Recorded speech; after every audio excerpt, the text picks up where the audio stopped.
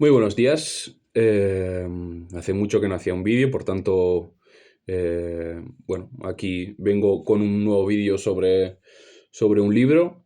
En este caso voy a hablar de uno de mis libros favoritos, por tanto la opinión ya va a ir sesgada desde el inicio por mi falta de crítica, ¿no? Tal vez, o por mi espíritu acrítico.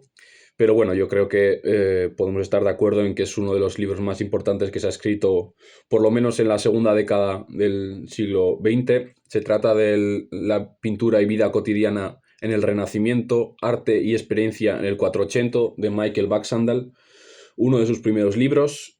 Tal vez tiene su origen en su tesis doctoral no terminada, pero relacionada con, bueno, diferentes libros que sacará posteriormente, como Giotto y los oradores, que hablaremos posteriormente, y demás.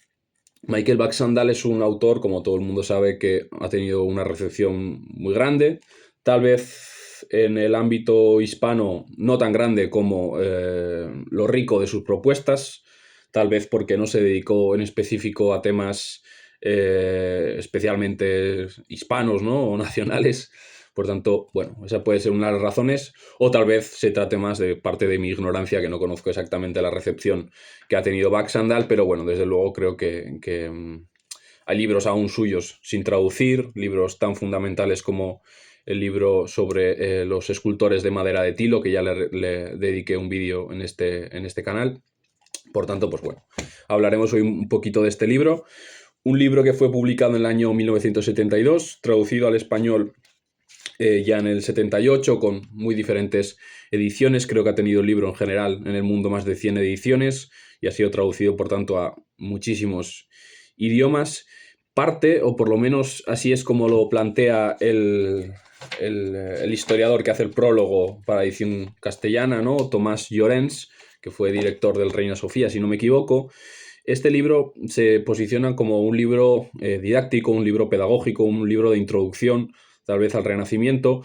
Y en cuanto a los materiales que trata y la forma, tal vez, o por lo menos la traducción española, la forma que lo trata, pues bastante abierta, bastante pedagógica, pero tal vez el aparato conceptual o la forma metodológica de proceder historiográficamente o historiológicamente, pues sí que es especialmente fina y especialmente interesante, ¿no?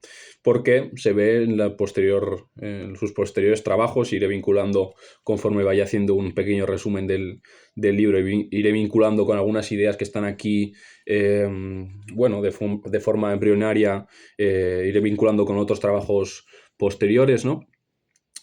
Pero bueno, creo que interesante. Este libro es, ya digo, uno de mis libros favoritos porque creo que es una de las mejores introducciones al Renacimiento y en general una de las mejores introducciones a la forma de hacer historia del arte, diría yo. El libro comienza, o una frase que resume perfectamente el libro y resume perfectamente todo lo que se va a ver posteriormente, es la siguiente, que aparece en la página 13 de la edición que tengo yo, que dice: los hechos sociales, ya veremos qué tipos de hechos sociales son, pero sobre todo los relacionados con el trabajo, los relacionados con la religión y los relacionados con el ocio, con el tiempo libre, más o menos. Los hechos sociales conducen al desarrollo de ciertos hábitos y mecanismos visuales distintivos, y estos hábitos y mecanismos visuales se convierten en elementos identificables del estilo del pintor. ¿De acuerdo? En esta frase ya se resume todo lo que vamos a ver a lo largo del libro. Ya digo, un libro muy complejo realmente a las raíces que está tomando, pero que intentaremos poquito a poquito desentrañar, ¿vale? Es un libro de fácil lectura, pero bueno, si queremos ahondar un poquito en él, pues creo que ya se empieza un poco a complicar las cosas. El libro tiene 3 capítulos. El primer capítulo es el dedicado al comercio de la pintura en el siglo XV, tal vez el capítulo más con una base más economicista, pero ya veremos que esa base economicista es una forma, tal vez, o así por lo menos lo veo yo, de desacralizarla o desmetafisizar, como se diga eso, quitar la parte metafísica de la idea de los estilos, ¿no? Y bajarlo, digamos, al hecho material del contrato, ¿no? Al hecho material de la economía, con todo lo metafísico que tiene a su vez esto, ¿no? Pero tal vez esto sea ya otro tema diferente, ¿no? El segundo de los capítulos tal vez sea para mí el más interesante, el que más escuela ha creado, por el que se le reconoce tal vez a Baxandal, es el capítulo titulado El ojo del periodo, Period Eye, ¿de acuerdo? Que es un término que posteriormente se ha utilizado infinidad de veces, a veces de una forma más grosera, otras veces de una forma más fina o literal o correspondiendo con Baxandal, pero bueno, conociendo un poquito el pensamiento de Baxandal, que os recomiendo de paso el libro de sus memorias, que es también muy, muy interesante con su forma de escribir en inglés muy fina. Pues conociendo un poquito todo el background de Baxandal, creo que tampoco él quería crear un sistema o unos conceptos sistemáticos, categóricos que nos condicionasen o que nos ayudasen, digamos, en nuestro propósito, ¿no? Por tanto, bueno, el Period Eye o el ojo del periodo ya hablaremos un poquito posteriormente. Y el tercer capítulo, digamos, como culminación de todo, se basa más que nada en una serie de conceptos, una serie de términos utilizados en la época para definir a ciertos artistas y será, digamos, la culminación de todo el proceso, todo el castillo que va construyendo desde la base Baxandal y pues, ver un poquito esos conceptos artísticos de la época, qué sentido tienen y cómo se relacionan y cómo en la época incluso se relacionaban con lo que hacían algunos autores concretos, algunos pintores concretos como Masaccio, Fra Angelico, etc. Por tanto, si empezamos con el primer capítulo, el capítulo que se titula Condiciones del comercio, que ya digo, es el capítulo más, tal vez más economicista. El capítulo parte de una premisa muy sencilla, de la idea de que el cuadro, como todo el mundo sabe o como mucha gente debería saber, es el depósito, es una relación social, es donde vemos la relación social, una relación social en principio de dos entes, ¿no? El artista y el cliente y el artista, luego ya veremos que se va haciendo un poquito más compleja esta relación, pero bueno, parte, digamos, de un axioma que no se puede negar.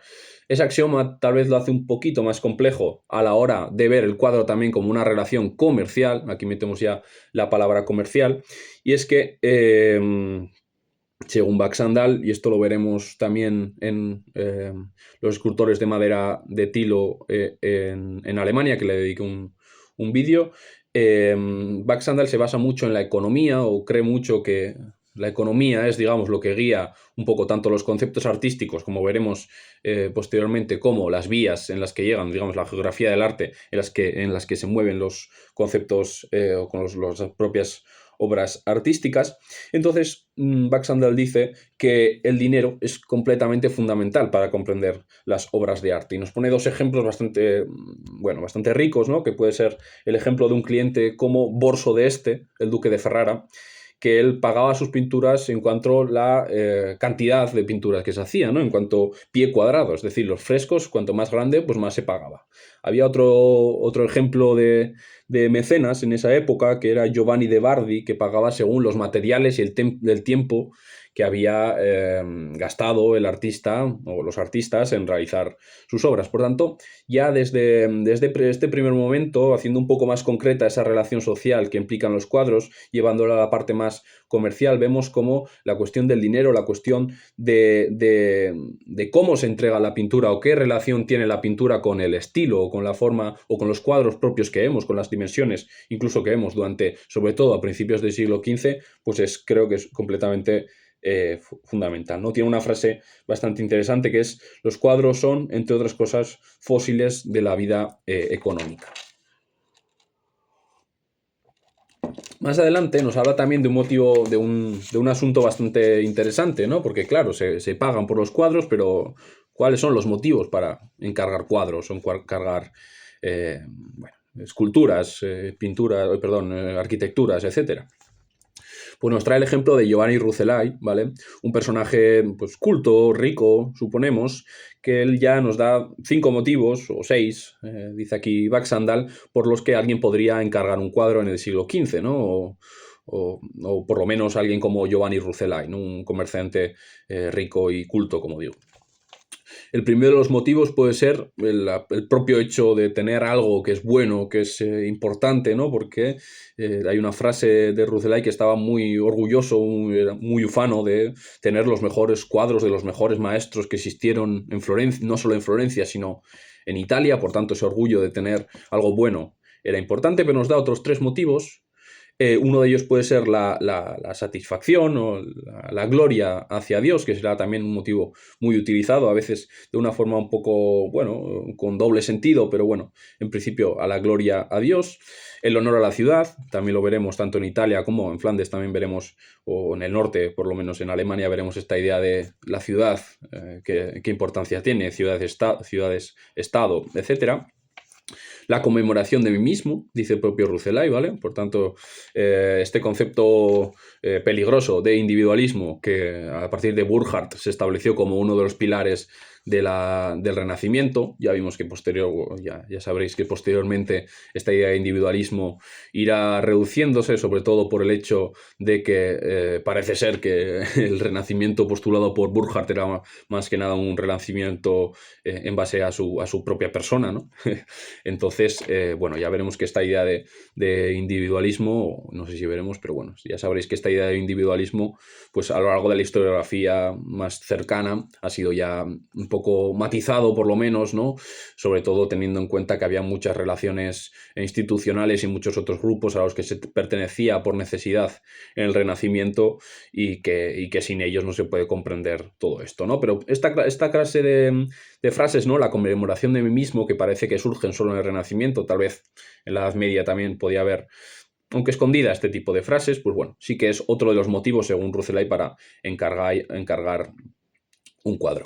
El quinto motivo es para el placer y virtud de gastar bien el dinero, ¿no? Alguien que estaba podrido de dinero como este Giovanni, pues seguramente tenía también un poco de remordimiento de que tenía que gastar bien el dinero, todo ese dinero que tenía. Pues bueno, los cuadros y el arte en general era una buena forma. Y el último de los motivos que añade el propio Baxandall, que no menciona Rucellai, es el factor de goce al mirar los buenos cuadros, ¿no? Esta idea casi desinteresada del arte, tal vez hay que mirarlo, que hay que cogerlo un poquito con pinzas, pero bueno, ya vemos que lo incluye aquí Baxandall como un factor, pues creo que importante. Un poquito más adelante, ¿qué es lo que nos propone Baxandall? Nos propone un concepto muy interesante o una idea muy interesante, y es que en los clientes y en los contratos veremos durante todo el siglo XV, desde por ejemplo 1410 hasta 1490, un cambio gradual sobre qué va a ser lo importante en una obra de arte. ¿Qué va a ser lo importante? Me refiero, ¿por qué voy a pagar? ¿Vale? Siendo un cliente, siendo un adinerado del siglo XV, ¿por qué voy a pagar en un cuadro? Y veremos lo que he apuntado aquí, desde el pigmento a la habilidad, ¿de acuerdo?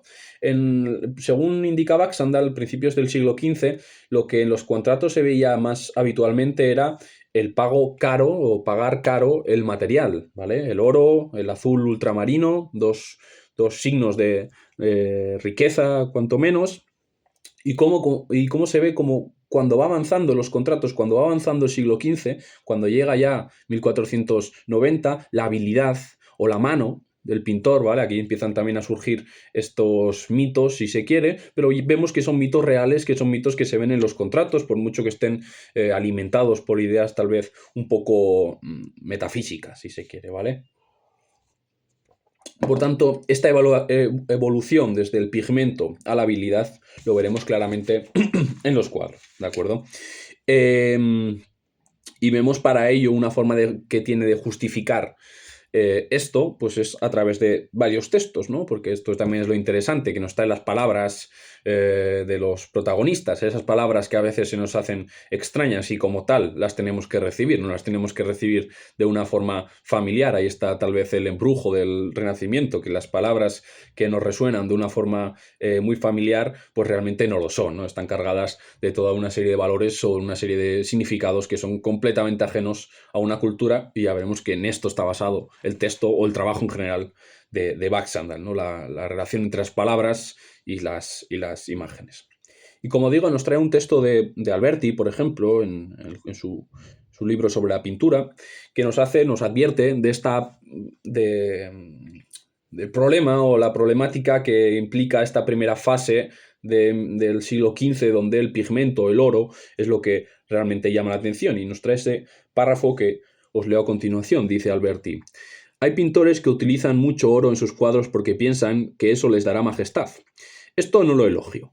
Aunque se estuviera pintando la Dido de Virgilio, con su carcaj dorado, su cabello dorado sosteniendo un broche de oro, su vestido púrpura con su cinto dorado, las riendas y otras correas de oro en su caballo, aun entonces querría que no utilizara oro, porque representar con simples colores el brillo del oro merece, desde el punto de vista del oficio, más admiración y elogio, ¿de acuerdo? Por lo tanto, ya vemos aquí cómo esta evolución la plasma perfectamente Alberti, esta idea de la habilidad, esta idea del valor del trabajo diestro de los propios autores, ¿no? Los propios artistas.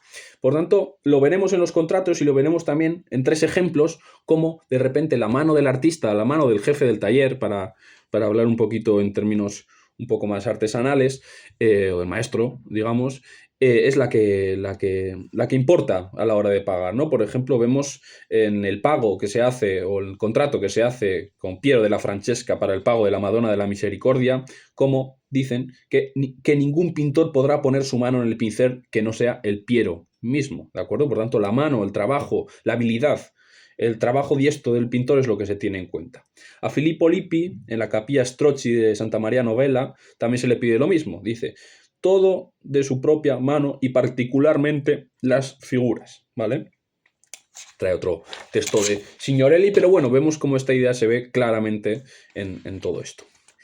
Un poquito más adelante, ¿qué es lo que nos trae Baxandall? Pues nos trae, bueno, digamos el cliffhanger, ¿no? El texto que aquí nos lo presenta, un texto de la época, un texto del siglo XV, que a continuación os leo, que nos lo presenta y al final del libro lo resuelve, ¿de acuerdo? Es un texto que el agente en Florencia del duque de Milán redactó para describir una serie de cuadros, pues tal vez una especie de introducción a estos artistas desde luego con un fin económico de este duque de Milán.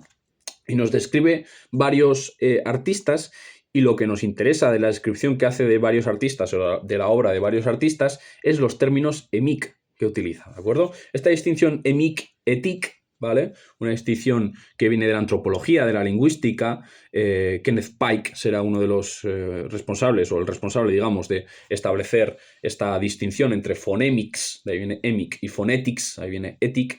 Creo que es bastante peligrosa, pero bastante importante y creo que no muy utilizada, por lo menos en la historia del arte, ¿no? Y estos conceptos emic se refieren precisamente a los conceptos lejanos a nosotros, a los conceptos de los propios agentes, de los propios protagonistas de la historia, los conceptos que dentro de ese mundo se comprenden y como tal tenemos que comprenderlos, con ese extrañamiento al que hacía mención antes. Los conceptos éticos, sin embargo, son los conceptos que nosotras, los historiadores, las historiadoras del arte, en cuanto personajes lejanos a ese momento, vierten, que tienen también su importancia, pero vierten sobre el pasado, y esto aquí viene un poquito el peligro, ¿no? Por tanto, estos conceptos emic, que se puede utilizar bien para un pasado remoto o bien para una cultura cerrada, digamos, inaccesible a los valores éticos occidentales, digamos, para nuestro caso, pues creo que es interesante para verlo aquí, porque, como digo, todos estos autores, todos estos pintores que describe el agente en Florencia, el duque de Milán, están cargados de toda una serie de conceptos emic. Dice, Sandro Botticelli, un excelente pintor, tanto en panel como en muro. Sus cosas tienen un aire viril, ¿vale? Este es uno de los conceptos que analizará posteriormente, y están hechos con el mejor método y completa proporción, ¿vale? Ya vemos que aparecen una serie de conceptos que, bueno, aire viril tal vez nos suena un poco más extraño, pero proporción parece cercanos, método parece cercano a nosotros, o por lo menos así ha llegado a la historiografía contemporánea. Continúa leyendo, dice, Filippino, hijo del muy buen pintor Fra Filippo Lippi, alumno del mencionado Botticelli e hijo del más notable maestro de su época. Sus cosas tienen un aire más dulce que las de Botticelli y no creo que tenga tanta habilidad, ¿vale? Aparece el término habilidad, ese término del que estaba hablando anteriormente, desde el pigmento a la habilidad, aquí aparece. Aparece también aire muy dulce, ¿vale? Que bueno, puede resultar más o menos cercano o no, quién sabe. Pero bueno, aquí empieza a aparecer y luego ya os digo que en el último capítulo desentrañará o intentará desentrañar qué pueden significar o cómo podemos acercarnos por lo menos al significado originario, al significado emic de esos conceptos. El tercer artista, Perugino, un maestro excepcional y particularmente sobre muro. Sus cosas tienen un aire angelical y muy dulce, ¿vale? Por tanto, ese dulce vuelve a aparecer, se suma ese angelical. Y lo de aire también será una cosa así un poco compleja. El cuarto artista, Domenico Ghirlandaio, un buen maestro sobre tabla y aún más sobre muro. Sus cosas tienen buen aire, ¿vale? Aquí ya ni siquiera empieza a adjetivar ese aire, buen aire. Y es un hombre expeditivo y que trabaja mucho. Por lo tanto, vemos toda una serie de conceptos, toda una serie de términos. Vemos unos términos trabajados por el agente en Florencia del duque de Milán, ¿de acuerdo? Que no es un crítico de arte, como luego veremos que será una distinción muy importante que realiza Baxandall a este respecto, ¿de acuerdo? Y por tanto nos dice Baxandall que ante este texto surgen muchas preguntas, porque nuestro sentido es muy improbable que sea el sentido de los actores originarios, ¿vale? Por tanto, esta distinción entre emic y etic que he hecho tal vez tenga aquí su importancia, ¿no? Antes de empezar el segundo capítulo, ese capítulo del ojo de la época, digamos, que nos abre el apetito de lo que va a decir, ¿no? Yo os leo porque dice Baxandall. Tanto el pintor como su público, tanto Botticelli como su agente de Milán, pertenecían a una cultura muy distinta a la nuestra, con toda la problemática, desde luego, que no voy a negar que tiene la palabra cultura, ¿de acuerdo? Pero bueno, aceptemos la mayor y aceptemos que cultura designa una cosa común para todos. Pertenecían a una cultura muy distinta de la nuestra, dice Baxandall, y algunas zonas de su actividad visual están muy condicionadas por ella. Un poquito más abajo, el próximo capítulo deberá entrar en las aguas más profundas de cómo la gente del 480, fueran pintores o público, atendía la experiencia visual en formas distintas del 480 y cómo la calidad de esta atención se convirtió en una parte del estilo pictórico. ¿De acuerdo? Y aquí creo que es interesante rescatar, bueno, una cosa que seguramente esté en muchos lugares, pero hace poco lo leí en Peter Burke, como cada quien quiera decirlo, en su libro sobre el Renacimiento, que hay una cosa bastante interesante porque nos dice que, claro, los que estudian, por ejemplo, los ritos de la muerte, tienen que estar perfectamente entendidos o enterados de cuáles son los ritos de la vida también, ¿de acuerdo? Entonces, para estudiar la muerte también, por supuesto, hay que estudiar la vida, ¿no? O qué ha pasado en esas vidas.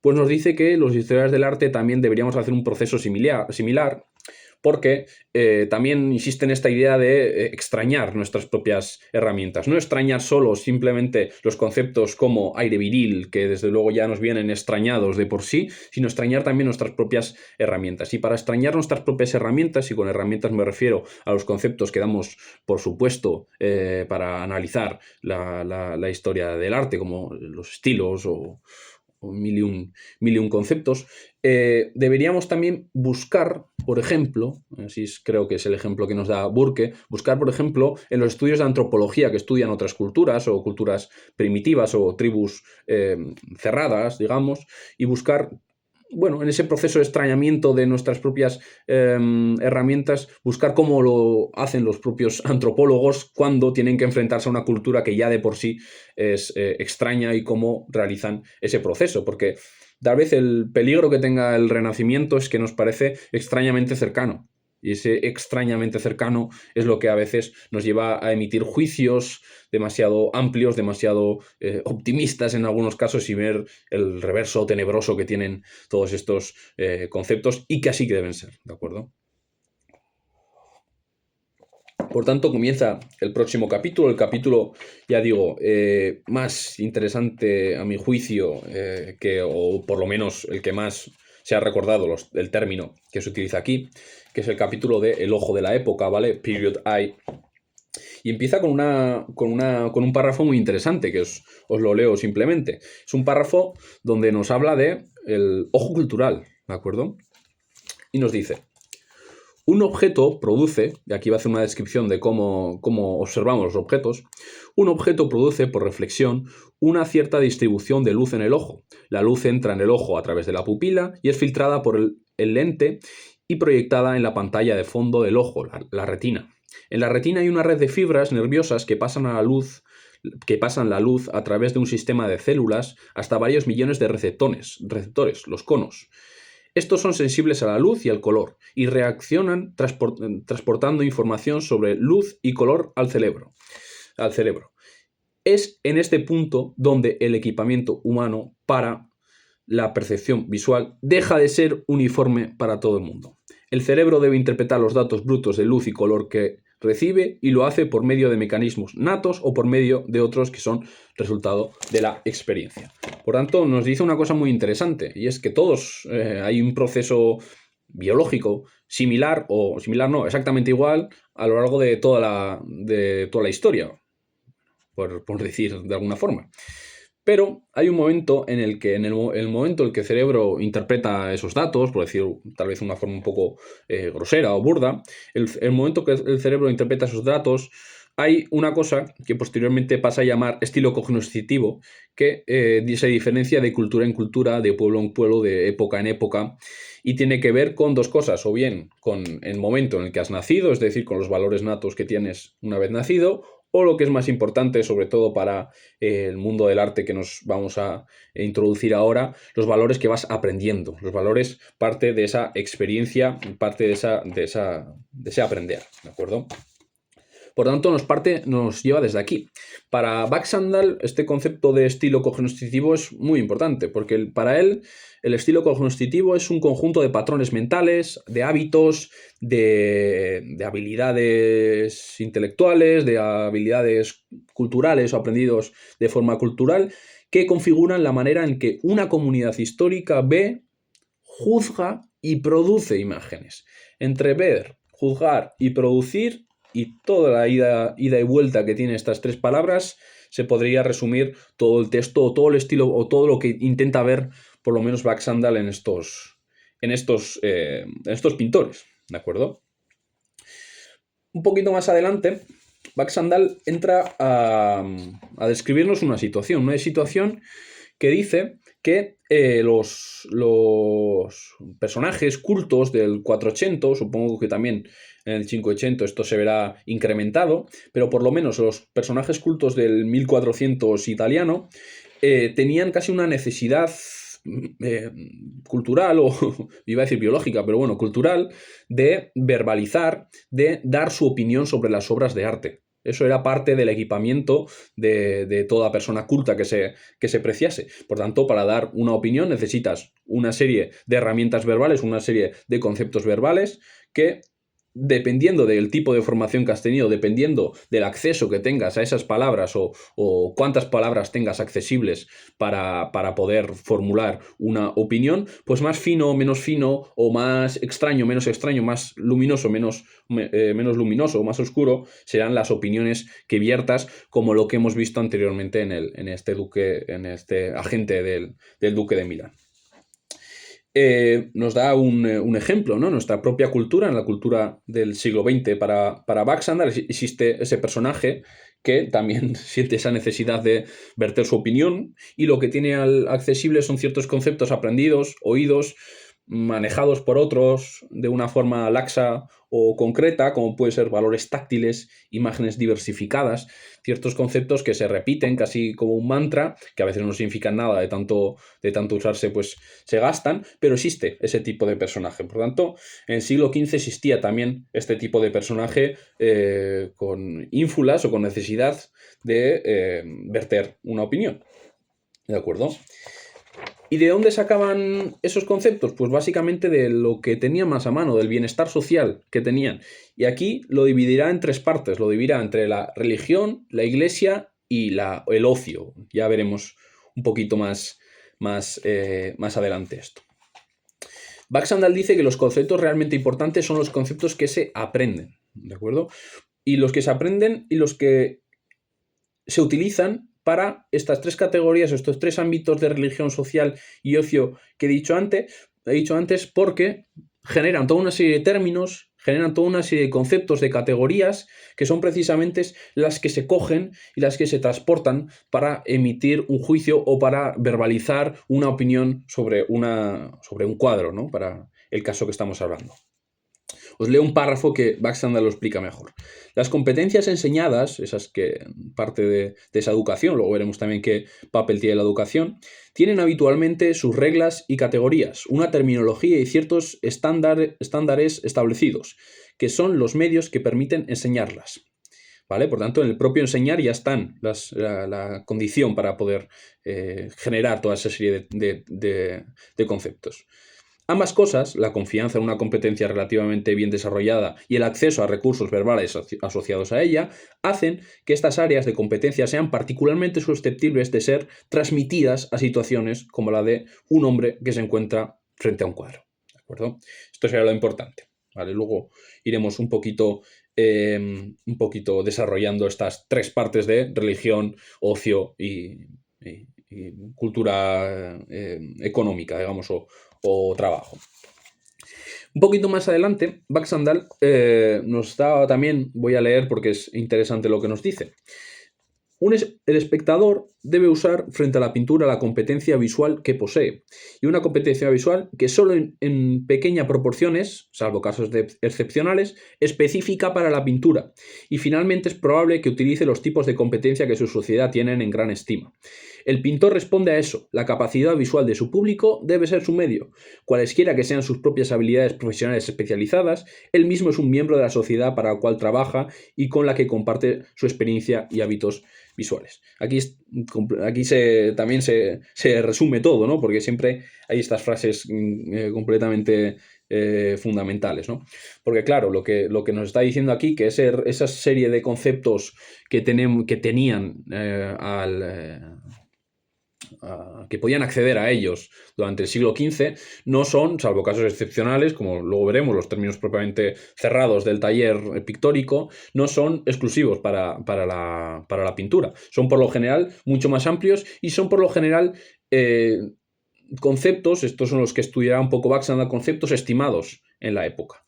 Y lo interesante también es que el pintor pinta para la gente que tiene esos conocimientos. Él mismo es parte de esa sociedad, o ella misma es parte de esa sociedad a la que se hace mención, pero también tiene que tener en cuenta cuáles son los mecanismos, cuáles son las ideas que se tienen en gran estima, que no se verbalizan, que no se tratan en los tratados artísticos que se dan, por supuesto, en la época, porque es algo que es inherente a la propia cultura, y respecto a eso pinta el propio pintor, ¿de acuerdo? Y eso lo veremos un poquito más adelante. Analizando un poco la cuestión de la religión, ¿no? Porque Baxandall nos plantea el hombre ideal del Renacimiento, ya veremos que se matiza todo esto, pero el hombre ideal del Renacimiento es aquel hombre que va a misa o que forma parte del entramado religioso, un hombre que trabaja, principalmente también idealmente en el comercio, teniendo en cuenta la situación sociogeográfica o socioeconómica geográfica de Italia en ese siglo XV, y también un hombre que disfruta de la vida con ciertos, en ciertos ámbitos. Ya veremos qué tipos de ámbitos son estos, pero relacionados también con más ampliamente el mundo que actualmente comprenderíamos como artístico, ¿de acuerdo? Y se centra en el primero, en la religión. Nos habla primero de la función de las imágenes, un tema muy repetido. Para ello nos trae un texto del siglo XIII, el Catolicón de Juan de Génova, donde habla de tres funciones que podían tener las imágenes. La primera, para la instrucción de gente simple. Podemos hablar aquí de toda la tradición que ha habido de la Biblia de los iletrados, muy matizada con el tiempo, pero bueno, existe, digamos. El segundo es, según dice el propio Catolicón de Juan de Génova, o por su traducción, segundo de los motivos puede ser para que el misterio de la encarnación y los ejemplos de los santos sean más activos en nuestra memoria. Ya sabéis que el tema de la encarnación es lo que, la idea de la encarnación es lo que ha permitido básicamente, es lo que ha justificado en gran parte la existencia del arte, ¿de acuerdo? A partir de cierto momento. Y el tercero de los motivos es para excitar los sentimientos de devoción, que son despertados más efectivamente por cosas vistas que por cosas oídas. Por tanto, la devoción y la parte más emocional del asunto, asociada siempre más a la vista o la preeminencia de la vista respecto a, bueno, un órgano más y menos intelectual que podría ser, o más intelectual si se quiere, que podría ser pues, lo que ejercitamos cuando leemos. Lo interesante tal vez sea que Baxandal ve aquí una serie de herramientas también para analizar las propias obras de los pintores o el propio estilo del pintor. Por lo tanto, yo creo que hay todo el rato una desmitificación. En ese momento no había ninguna mitificación del estilo como no lo hay ahora, aunque siga en las... mirando desde el fondo de la habitación la idea de estilo, siempre para poder mover un poquito las conciencias de la gente, pero bueno, en ese momento no había ninguna mistificación de la idea de estilo, pero todo el rato intenta desmitificarlo y bajarlo a la realidad o bajarlo a los textos, o bajarlo a la cuestión más material, como pueden ser los contratos, tratados, y ya veremos que en la variedad de los tratados es como realmente se ve el materialismo, si se quiere, de la propuesta de Baxandal, ¿de acuerdo? Bueno, tampoco quiero extenderme en exceso en esta parte más religiosa. Tal vez sí que sea interesante una idea que nos...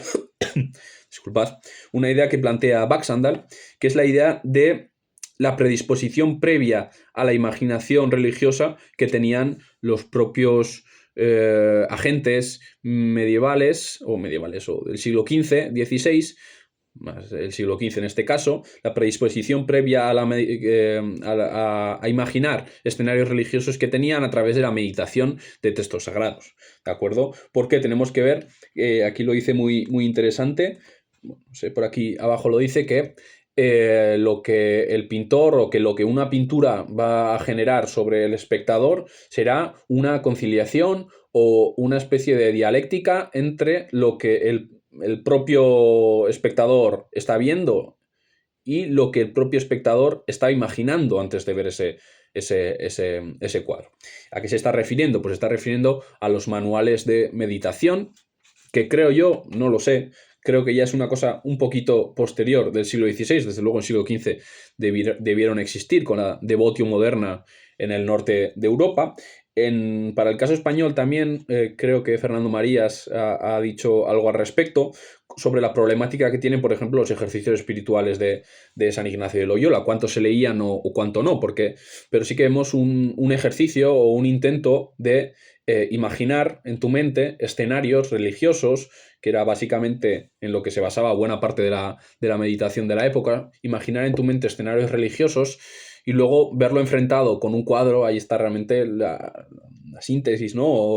O el proceso dialéctico que es el que le interesa a Baxandal. Sí que en el siglo XVI español existían manuales como El norte de idiotas, de Francisco de Monzón, publicado en 1563 en Lisboa, donde se propone ya desde el primer momento, que eso tal vez sea lo más interesante, es una especie de proceso visual de meditación que se propone desde el primer momento entrar en tu mente, con lo problemático que tiene esto interpretado desde ahora, pero entrar en tu mente y pensar en una serie de sucesos, pensar en una serie de eventos, de imágenes, de ideas, imaginarlas, hacerlas visuales en tu mente, ¿de acuerdo? Y eso en El norte de idiotas de Francisco de Monzón, que se llaman precisamente Norte de idiotas porque habla de esa capacidad visual que tiene la gente iletrada, ¿de acuerdo? Idiota no en el sentido griego, sino en el sentido más analfabeto, ¿de acuerdo?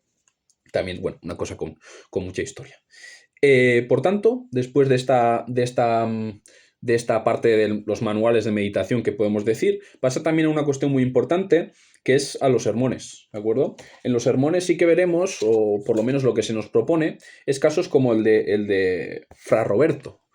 Según Fra Roberto, el estado psicológico, el estado psicológico-teológico de la Virgen en el momento en el que, el momento de la Anunciación, variaba, y daba algunos ejemplos como la meditatio, la humiliatio, etc., y describía esos estados, y lo interesante es que, según Baxandal, esos estados, esa serie de conceptos que define, por ejemplo, Fra Roberto, se ven reflejados en los tipos iconográficos que posteriormente se verán en las anunciaciones, ¿de acuerdo?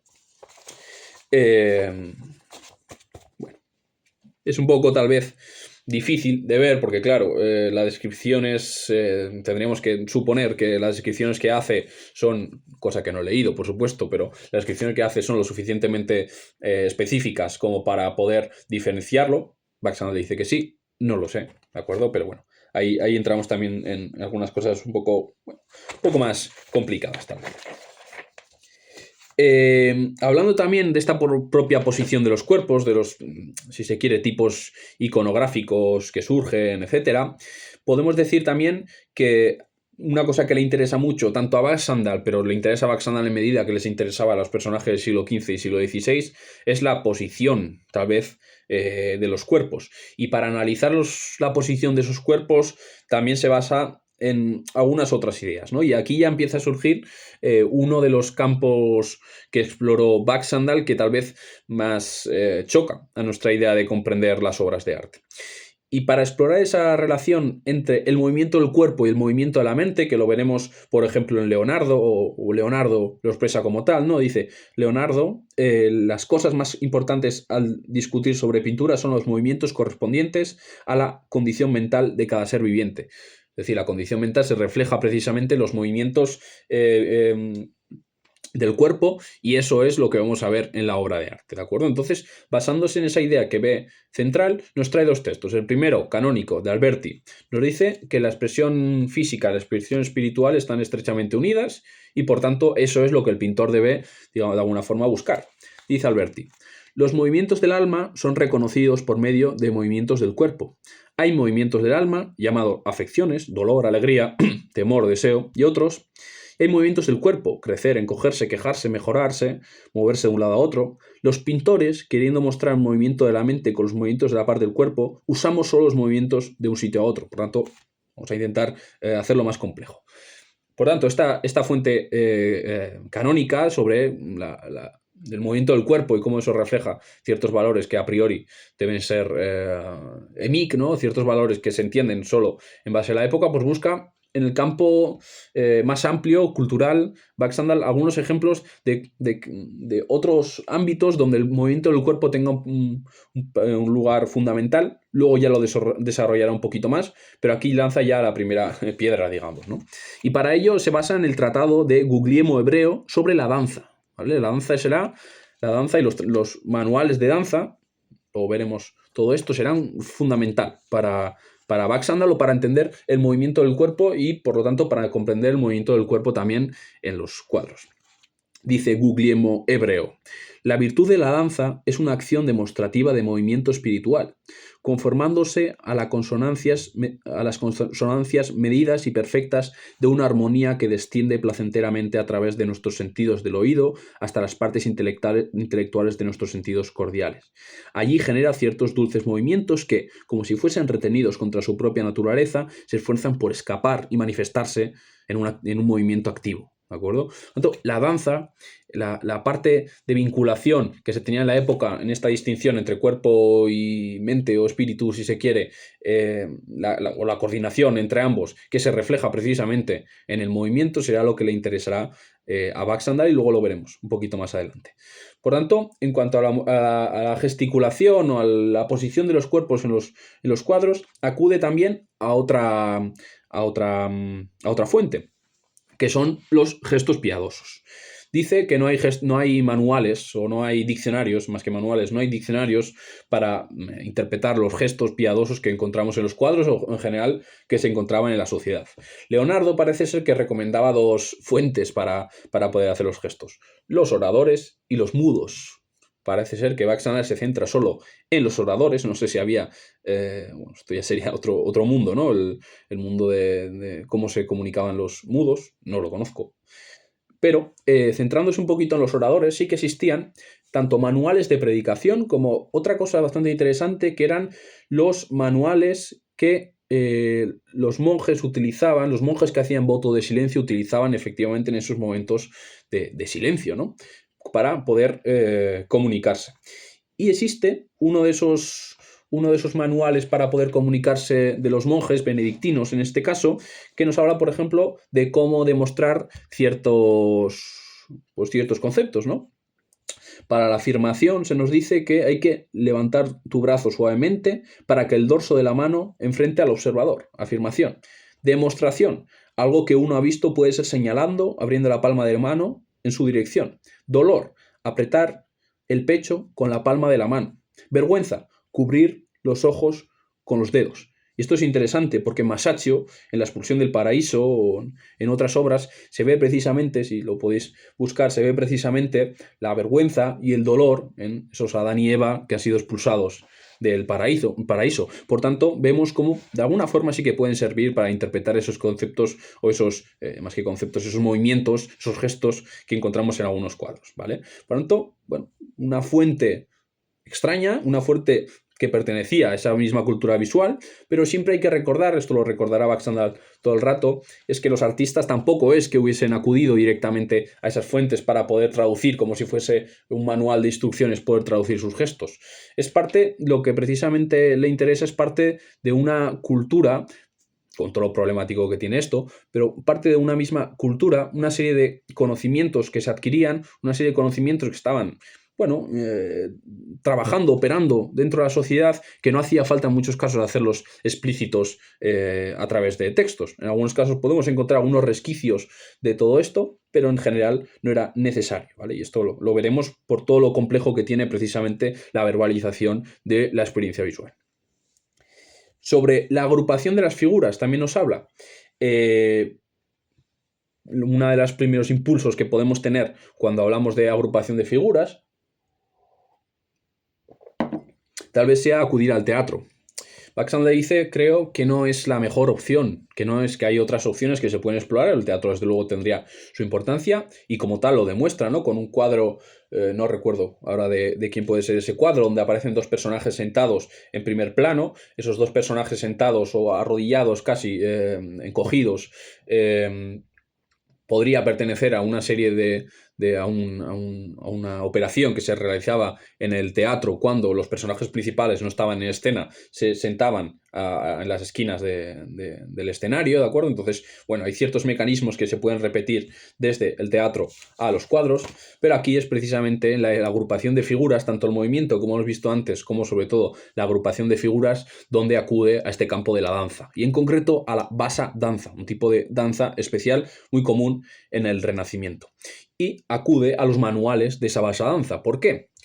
Porque es un campo donde se analiza o donde se realiza precisamente el movimiento de la mente a través del cuerpo, etcétera, etcétera, todo lo que hemos visto, pero lo que más le interesa es que la basa danza o los manuales de danza generan toda una serie de terminología, categorías, conceptos que veremos que van de una disciplina a otra. Van de una disciplina a otra por la propia necesidad de verbalización que existía entre los cuadros y lo accesible que eran en algunos casos toda una serie de conocimientos aprendidos pues en su tiempo de ocio, como podían ser la danza, quien se dedicase a la danza de una forma altruista, no profesional, pues todos esos conocimientos podían servir posteriormente para analizar las pinturas, ¿no? O para analizar las pinturas en base a términos lejanos o lejanos a esos términos cerrados que podríamos encontrar en los talleres, ¿no? En algunos manuales de danza, ¿no? Aquí menciona el de Domenico de Piacenza en 1440, generan toda una serie de términos como aire, maniera, misura de terreno, memoria, y vemos ya cómo estos conceptos serán muy, muy comunes en la historia del arte, ¿no? Como un poquito más adelante veremos tal vez. Y otra cosa muy interesante que hace aquí Baxandall, y es que nos habla de una obra concreta, una danza concreta, escrita por Lorenzo di Pierfrancesco de Medici, bueno, por el tío de Lorenzo el primo de Lorenzo di Pierfrancesco de Medici, ¿vale? Que era Lorenzo de Medici, que se llamaba la Venus. Lo que es interesante es que publicó una danza llamada Venus y su primo, Lorenzo de Pierfrancesco de Medici, encargó la Primavera, donde Venus aparece en el centro, ¿de acuerdo? Bueno, aparece en la idea, digamos. La Primavera y la danza o el libro o el texto publicado sobre la danza de Venus verá Baxandall no una copia de la una a la otra o de una copiando a la otra o siguiendo a la otra, sino verá los mismos mecanismos, ¿no? Luego paso a cómo lo describe Baxandall todo esto. Pero si queréis os leo un poco de qué forma describía o de qué forma describía el baile de Venus o la danza, la basa danza de Venus, este Medici. Dice... Bueno, este es el título. Basa danza llamada Venus para 3 personas, compuesto por Lorenzo de Medici, etcétera, etcétera. Primero hacen un lento paso al costado y luego se mueven juntos con 2 pares. Y os recomiendo que mientras leo esto pongáis la imagen de la primavera de Botticelli, a ver si, bueno, os evoca algo. Leo otra vez. Primero hacen un lento paso al costado y luego se mueven juntos con 2 pares de pasos hacia adelante, comenzando con el pie izquierdo. Luego el bailarín del medio se vuelve y cruza con él 2 pasos. Uno con el pie izquierdo hacia el costado y otro con el pie derecho, también cruzando. Y durante estos pasos del bailarín del medio, los otros 2 se adelantan con 2 pasos triples y dan media vuelta sobre el pie derecho en tal forma que se enfrentan. Y luego dan 2 vueltas, una sobre el pie izquierdo y otra sobre el pie derecho. Luego se enfrentan con un paso triple, comenzando con el pie izquierdo. Luego dan un rápido giro todos juntos, después el bailarín del medio se adelanta hacia los otros con 2 pares de pasos hacia adelante y al mismo tiempo los otros hacen una reverencia sobre el pie izquierdo, luego se repite, etcétera, etcétera. Por lo tanto es curioso, ¿no?, que 2 personajes, 2 familiares en la misma época estén reflexionando en diferentes disciplinas, si se quiere, ¿no?, en diferentes medios sobre los mismos conceptos. Y dice Baxandall, la impresión de similitud entre sus respectivos esquemas, el esquema del teatro y el cuadro, no supone desde luego que esa danza particular haya influido en ese cuadro particular. Es que tanto la danza como el cuadro de Venus habían sido creados para personas que poseían la misma costumbre de ver grupos artísticos, ¿vale? Por tanto, tanto el que realiza la obra, tanto Botticelli como Medici, como quien ve la obra, como quien encarga la obra, que a veces podían corresponder a grupos similares, estaban entrenados, ¿vale?, aquí la idea de aprender, o la idea de experiencia, estaban entrenados en la misma forma de ver los grupos artísticos o de ver el movimiento, de ver la composición o de ver la distribución de las figuras en un cuadro, en un escenario, donde fuese, ¿de acuerdo? Bien, dejando un poquito de lado la danza, lo que posteriormente entra a investigar Baxandall es el otro campo del que no hemos hablado. Hemos hablado de la religión, hemos hablado del ocio o de la danza en concreto. Luego ya veremos que se van entrelazando unas con otras más o menos. Y veremos también lo que empieza a analizar ahora, que es el comercio, el trabajo, realmente, ¿no? ¿Qué capacidades tenían que adquirir los comerciantes, quienes encargaban las obras y quienes las veían a su vez, qué capacidades tenían que adquirir a través de la educación que posteriormente se pudiesen ver reflejadas o que sirviesen de herramienta para su trabajo diario. Y para hablar de eso habla precisamente de los volúmenes, ¿vale? Hemos hablado de la distribución de las figuras, hemos hablado de los gestos que tenían, pero el volumen de las figuras veremos que será una cosa muy interesante porque será básicamente una de las cosas en que se base la perspectiva, ¿vale? La proporción, etcétera. Luego ahora hablaremos sobre eso. Y nos dicen que todo comerciante tenía que tener una educación, bueno, primero una educación primaria, lo que se conocía como la botelluzza o algo así, que era una escuela primaria donde se aprendían, bueno, pues cosas básicas, pero había una educación, una escuela secundaria, el ábaco, donde se enseñaba ya matemáticas. Y es interesante porque lo importante es tanto qué matemáticas se utilizaban como vemos en los manuales el tipo de matemáticas que se utilizará, ¿no? Y según Baxandall, las matemáticas que se aprendían en esa segunda fase de la educación, que eran imprescindibles, por supuesto, para el trabajo, disculpad, será la matemática comercial, ¿de acuerdo? La matemática comercial adaptada a las necesidades concretas, materiales, prácticas que tenían los comerciantes cuando estaban trabajando, cuando estaban comerciando. Y una de las cosas que se aprendía muy interesantes, que tendrá directa relación con los volúmenes, es el aforo, el aforar, ¿de acuerdo? Los embalados regulares para las mercancías empezaron, o las cajas estándares para las mercancías, para entendernos, empezaron a existir a partir del siglo XIX.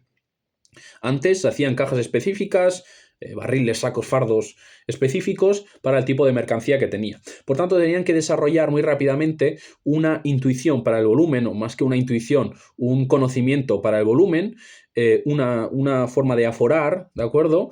Que les permitiese muy rápidamente ver el tipo de embalaje que necesitaba, o ese objeto dónde podía caber o dónde no, y era toda una serie de conocimientos que se adquirían precisamente a través de esa matemática comercial, que era lo que realmente más les interesaba.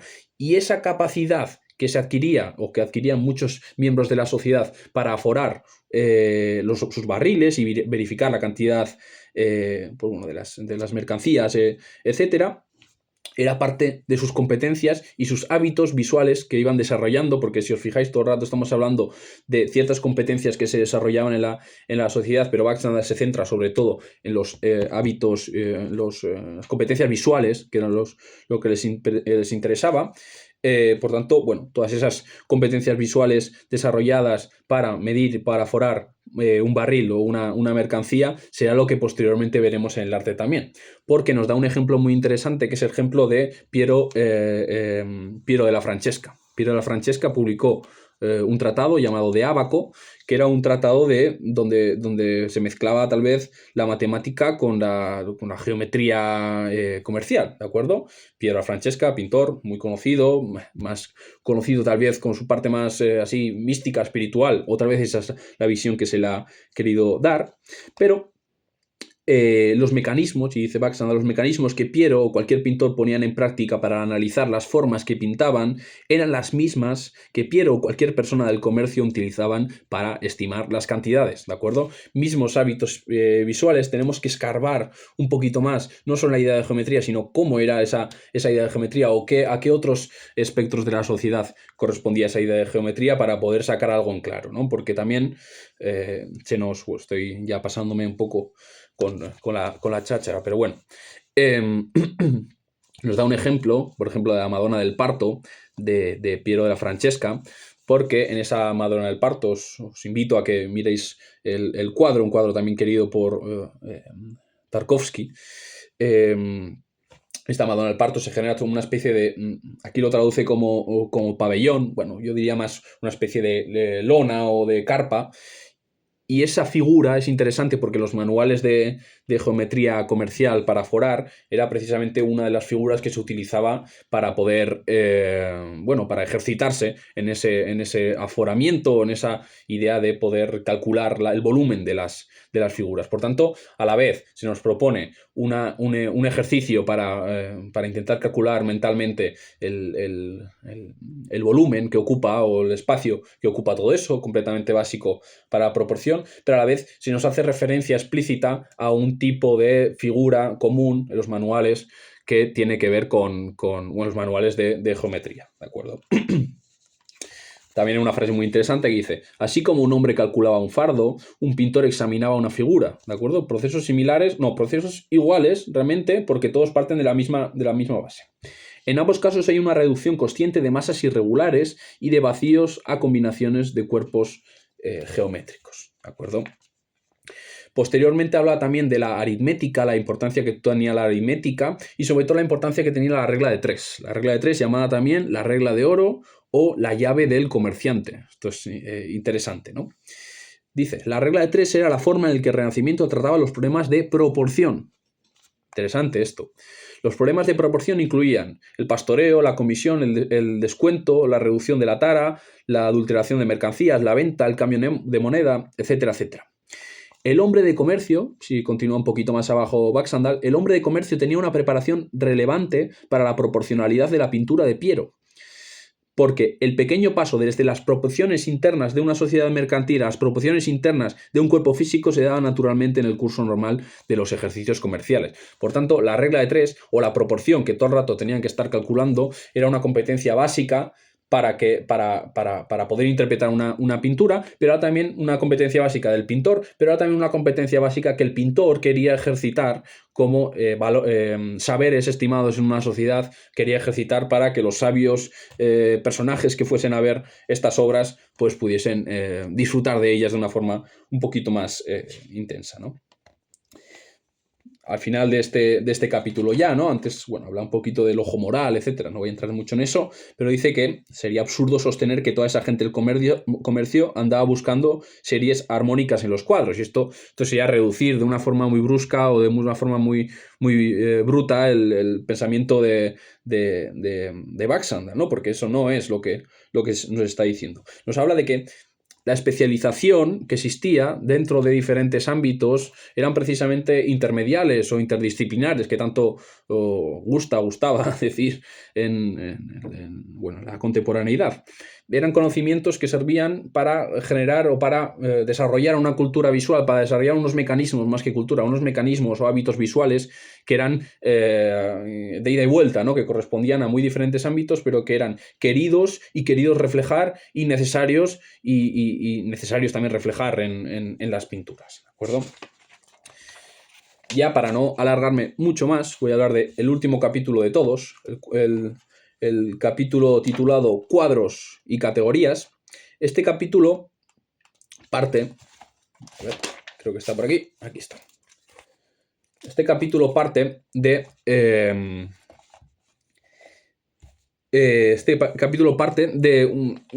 responde, digamos, a las posibles críticas que le podían estar haciendo, que podrían hacerle a Baxandal a este respecto, ¿no? Porque, digamos, de una forma así un poco cómica, lo que Baxandal no quiere caer es en que se vea los personajes que él genera, o el comerciante bailarín que va a la iglesia, ¿no? O para reunir un poquito los tres campos que ha ido trabajando, como un personaje ideal, como un personaje fantástico, y dice que respecto a esto se pueden generar dos tipos de respuesta. Una respuesta agresiva, que dice que Lorenzo de Medici era precisamente un comerciante bailarín que va a la iglesia, ¿no? El máximo ejemplo, tanto historiográficamente como seguramente históricamente, del hombre del 480, y que quería ser imitado y como tal lo imitaban, era Lorenzo de Medici. Por tanto, pues existía ese personaje comerciante bailarín que iba a la iglesia.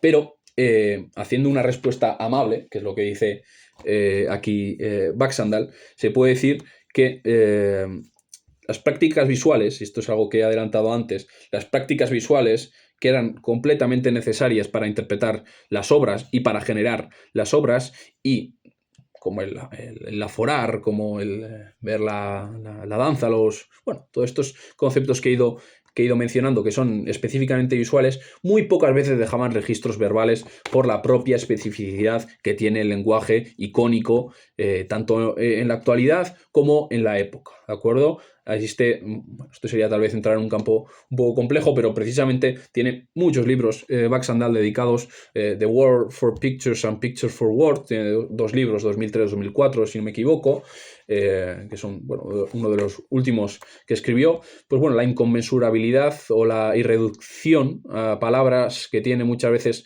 las imágenes, o viceversa, ¿no? También podríamos decir, pero bueno, eso lo desarrolla un poquito más adelante. Por lo tanto, ante esas críticas, por si acaso, se cubre un poquito, tanto diciendo que sí que existe, como diciendo que, bueno, que tiene su complejidad el asunto, pero aquí ya vuelve, esto tal vez es lo interesante, aquí vuelve al texto que os he mencionado antes de El agente en Florencia del duque de Milán, ¿vale? Cuando hacía esa descripción, esa especie de catálogo, esa especie de panfleto para el duque, para que pudiese, digamos, comprar o adquirir algunas obras. Para el aire viril de Botticelli, ¿a qué podemos acudir? A la basa danza. En los manuales de basa danza se especifica que existe ese aire viril. La regla de 3, para esa palabra de proporción, que también utilizaban con Botticelli, ¿de acuerdo? Botticelli se describía con aire viril, proporción, etcétera, etcétera.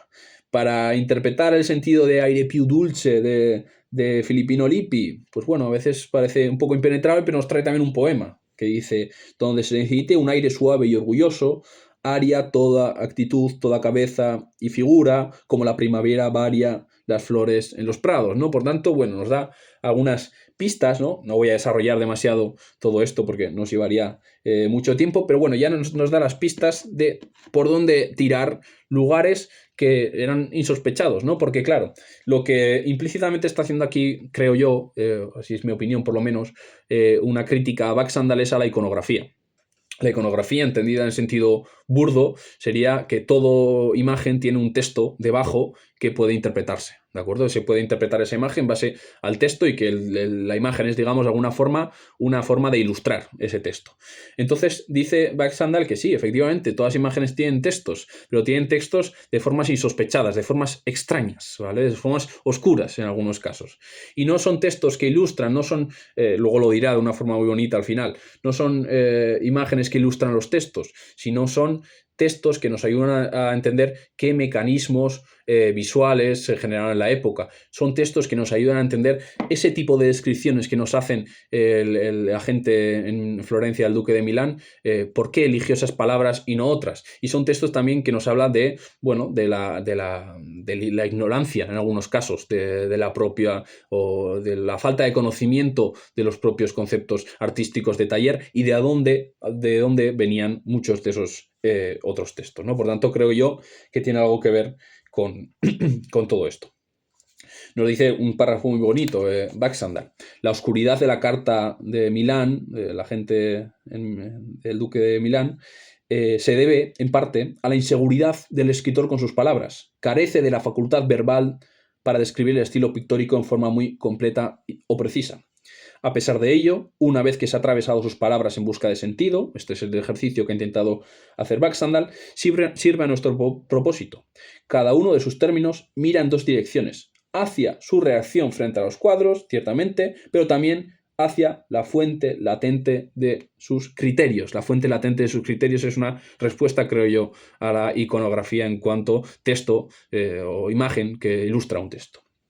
Viril, proporción, angélico, conceptos que se trabajan por aquí, ¿no? Porque no lo he mencionado, pero aria angélica también lo relaciona con los gestos religiosos que hemos hablado antes, etcétera, etcétera. Viril, proporción y angélico son palabras que refieren las pinturas a los sistemas sociales, mercantiles y religiosos de observación en los que se apoya. ¿De acuerdo? Interesantísimo esto. Yo, de alguna forma, vi un poco una cierta relación con un texto muy interesante que escribió Paul B. Preciado. Escribió sobre la casa Farnsworth, supongo que se dirá así, de Mies van der Rohe, y cómo las descripciones de la época utilizaban la palabra coming out o outing, ¿de acuerdo? Que era la misma palabra que se utilizaba para salir del armario, se utilizaba también para una descripción arquitectónica, ¿no? Entonces, por tanto, quien estudiase en el futurísimo la obra de algún crítico de la época hablando de esta obra de Mies van der Rohe y viese esa palabra, tendría que acudir a un texto insospechado o a algunos referentes culturales insospechados, como puede ser esa idea de salir del armario de un mundo más tal vez de otro ámbito, ¿de acuerdo? Un poquito más adelante nos hemos hablado de ese agente del duque de Milán, pero nos habla de alguien que sí que tenía estaba viendo la hora que llevo ya un buen tiempo. Nos ha hablado de ese personaje del agente del duque de Milán que no tenía una formación artística o que no era un crítico de arte, como he anunciado al principio, y nos habla de un personaje que sí que era un crítico de arte, que era Cristoforo Landino. Cristoforo Landino, un personaje cultísimo, un personaje que se movía con las altas élites, que también nos trae un texto suyo para ver efectivamente cómo era una forma más fina, más trabajada de trabajar todo esto. Nos da una presituación, porque se nos dice que Cristoforo Landino fue uno de los traductores de la Historia Natural de Plinio. La Historia Natural de Plinio es seguramente el único o el más importante tratado artístico crítico, en cierta manera, que se tiene de la antigüedad, ¿no? Escrito en el primer siglo después de Cristo. Y lo interesante para nuestro caso de estudio aquí que estamos trabajando, que trabaja Baxandal, no me quiero atribuir sus méritos, es que en la traducción que hace Cristoforo Landino de esta historia natural, pues traduce una serie de términos que se basan en lo que se conoce como la tradición metafórica de conceptos para describir la historia del arte, ¿no? Por ejemplo, vemos como Plinio acude a otras fuentes no pictóricas o no artísticas, visuales, o bueno, todo complejo que tiene eso, pero bueno, no pictóricas tenemos por el momento, para generar toda una serie de categorías para poder precisamente estudiar todo esto, ¿no? Categorías tales como austero, florido, duro, grave, severo, líquido, cuadrado, etcétera, ¿no? Que vienen de otras tradiciones retóricas, etcétera. Dice aquí Baxandall que Landino no fue audaz y que no describió esos términos o que no los tradujo según él podía generar una serie de términos similares para una época relativamente remota, por mucho que se quisiese recuperar esa tradición clásica relativamente remota de todo eso, ¿no? Y tradujo, pues, literalmente, ¿no? Como austero, florido, duro, grave, bueno, del latín al vernáculo, ¿no? Pero lo interesante es que un poquito posteriormente, este texto se publicó en 1473, en 1480 se le encargó realizar una descripción de los artistas de su tiempo. Y en esa descripción de los artistas de su tiempo sí que tal vez fue un poco más audaz, porque no se sirvió de los términos de Plinio, que pudiese ser muy loado, bueno, con mucha autoridad, sino que se sirvió precisamente de la tradición metafórica que había establecido Plinio y se sirvió de esa tradición metafórica para generar otra serie de conceptos que fuesen más apropiados para los artistas de su época, ¿no? Acuñando términos como pronto, devoto, adornado, etcétera, ¿no?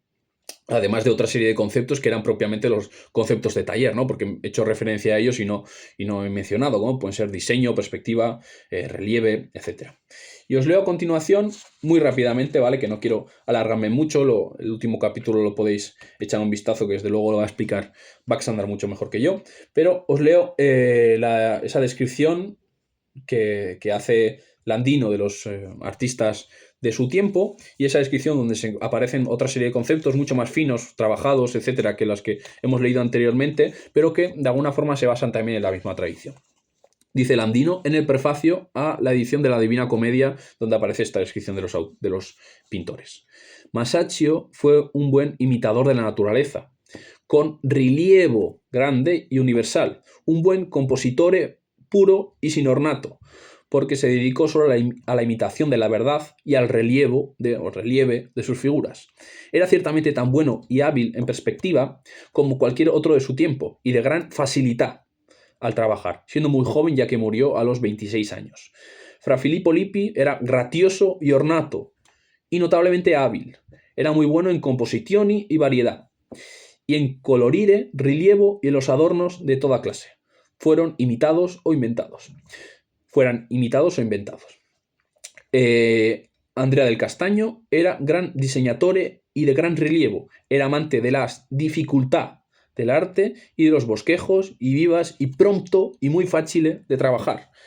Completamente cargado de adjetivos muy ricos, con una tradición muy rica, ¿no? Frangelico era vezzoso, divoto y muy ornato, y dotado de mayor facilidad.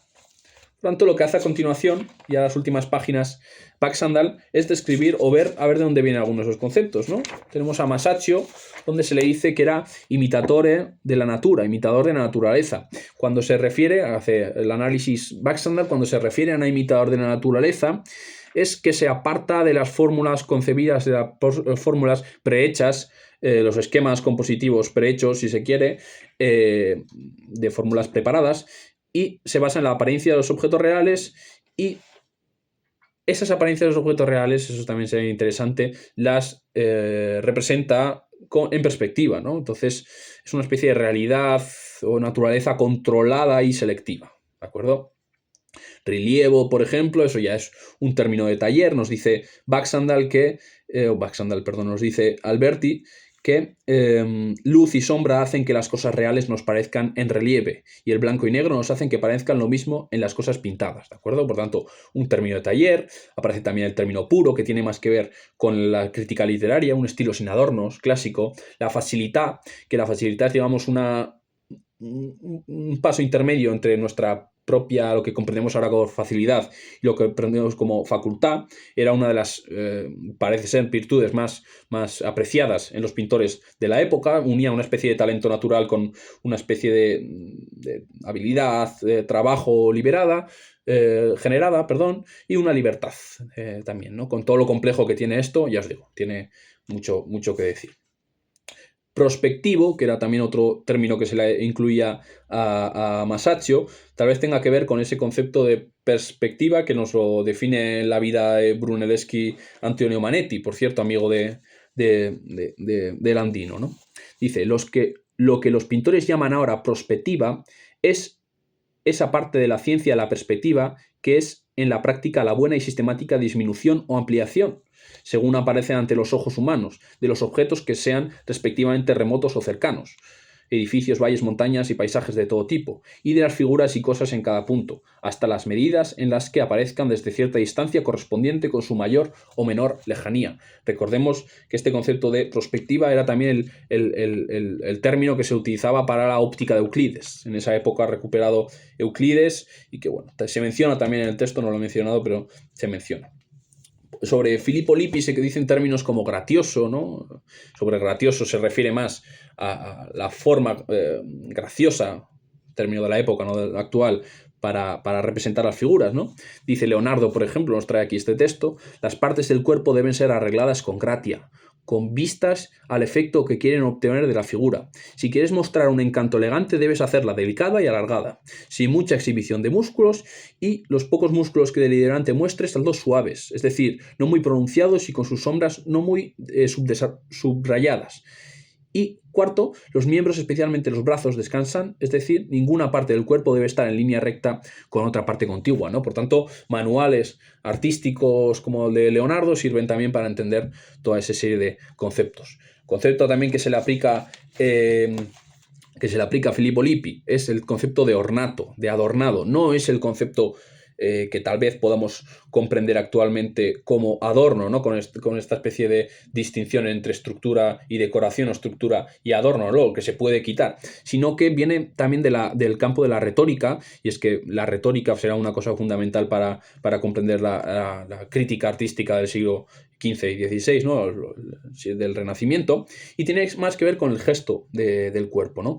Y se basa también, por ejemplo, en Quintiliano, que Quintiliano decía, en la educación de un orador, decía que la claridad y la corrección de un discurso, de un texto, o en este caso de una pintura, no eran suficiente para destacar.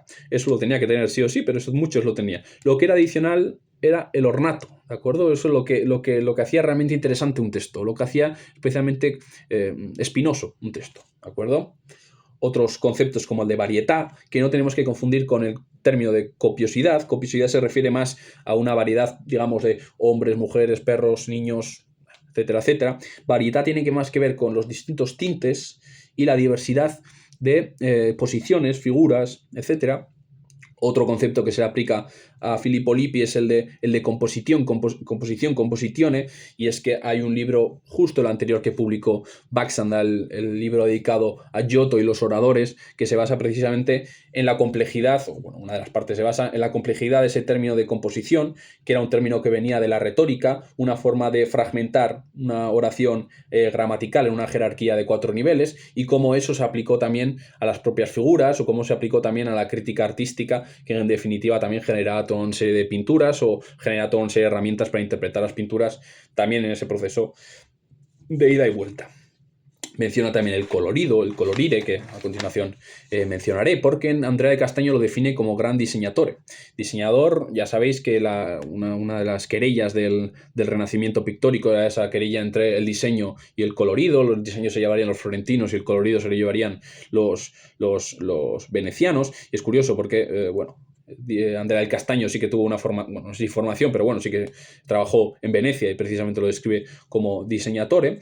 Y tenemos también pues una frase de Cennino Cennini, ¿no? Un trataísta del XV, que dice que los fundamentos del arte de la pintura y el punto de partida para todas las cosas es las obras en la mano es el diseño y el colorire, ¿no? Esta especie bueno, que se lleven bien ambos conceptos para ser una especie de nivelación de los humores para poder llevarse bien, ¿no? Trae también a colación otro texto de Piero da Francesca. Dice, la pintura tiene tres partes principales, que llamamos el diseño, la medida y el color. Por diseño entendemos a perfiles y contornos que contienen objetos. Por medida designamos los perfiles y contornos puestos proporcionalmente en sus debidos sitios, ¿vale? Esta proporción, de nuevo, ya sabemos lo que significa con esta idea de la regla de tres y todo este conocimiento de educación que se tenía. Por colorido designamos cómo los colores se muestran en los objetos y sus luces y sombras cuando la iluminación los cambia, ¿de acuerdo? También lo habla de amante de la dificultad. Dificultad también será un término, bueno, importantísimo, de los escorzos, y escorzos se entendían en dos formas. Una, la actual, que podemos comprender, ¿no? Hacer de lo largo, estrecho o demás, pero también escorzo se entendía en la forma de representar desde una visión extraña, poco familiar, de ciertos objetos. De frangélico también, pues bueno, no voy a entrar tampoco mucho, pero haya vechoso o afectado, ¿no? Que sí que podemos acudir a diferentes manuales piadosos para poder aclarar todo esto. Y para acabar ya, pues nos habla de la conclusión, que la conclusión también es tal vez una de las partes más interesantes del texto, ¿no? Porque una cosa que se nos propone aquí es precisamente el camino de vuelta, ¿no? El camino de ida y vuelta. Hemos analizado que las formas y los estilos responden a las circunstancias sociales, ¿de acuerdo? Y se puede invertir de alguna forma, nos dice Baxandall, esta ecuación y decir que las formas y los estilos de las pinturas pueden agudizar nuestra percepción de la sociedad. En esa irreductibilidad de las imágenes a textos que en ocasiones encontramos, o tal vez en una época tan icónica como puede ser, de imagen me refiero, como puede ser el Renacimiento, de una forma mucho más explícita, creo que este proceso también sería rico para mucha gente, ¿no? Dice Baxandall, buena parte de la experiencia más importante no puede ser cómodamente codificada en palabras y números, como todos sabemos, y por tanto no aparecen los documentos que existen. Además de ello, muchas de las palabras del Renacimiento en los que debemos apoyarnos están casi enteramente desgastadas. Por tanto, existen esos dos problemas. La imposibilidad de codificar en palabras algunas imágenes, experiencias de la sociedad, donde la experiencia visual, precisamente las habilidades visuales eran lo que se tenía en cuenta, y otra cosa, lo extraño que son, por suerte, algunas imágenes, algunas palabras del Renacimiento y el carácter emic que podrían generar, ¿no? Los cuadros se convierten en documentos tan válidos como los registros notariales y los registros parroquiales, ¿no? Que también, bueno, había que recordárselo no solo a los historiadores, que desde luego puede que sean conscientes, sino sobre todo a los historiadores del arte, ¿no? Ese carácter que tiene, ese carácter propio que tienen las imágenes. Y el último de los párrafos, a los estudiosos de escrituras notariales y de registros parroquiales, esto puede parecerles una categoría irremediablemente liviana de hechos sociales. Se trata ciertamente de una categoría especial. Lo que ofrecen los cuadros es una comprensión de lo que suponía ser intelectual y sensiblemente una persona del 480. Tales compresiones son necesarias si hay que alimentar la imaginación histórica, y lo visual es aquí el debido complemento de lo verbal. ¿De acuerdo? Por tanto, un libro muy interesante, un libro, ya digo, de divulgación, introductorio, pero que si nos ponemos a rascar, pues es completamente rico en la propuesta que se nos hace y, por desgracia, no tan imitado en todo lo que corresponde a toda esta experiencia de lo visual como nos gustaría, ¿de acuerdo? Por tanto, pues bueno, eso es un poco lo que podría decir hoy.